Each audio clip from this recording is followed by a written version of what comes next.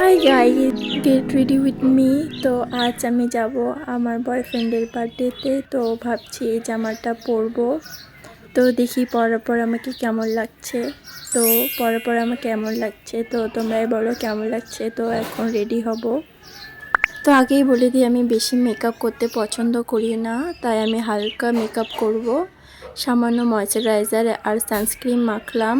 তো আমি ফাউন্ডেশন মাখবো না, কারণ আমার বেশি মেকআপ ভালো লাগে না। আইশ্যাডো প্যালেট থেকে হালকা পিঙ্ক কালার আমি দুই চোখে হালকাভাবে লাগিয়ে নিলাম। তারপর আমি আইলাইনার এবং লিপস্টিক অফ ক্যামেরাতে পরে নিলাম, কারণ এই দুটো আমি ক্যামেরাতে পরতে পারবো না সহজে, তাই সুন্দর করে পরে নিলাম।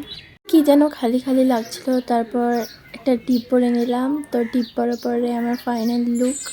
তো কেমন লাগছে তোমরা জানিও।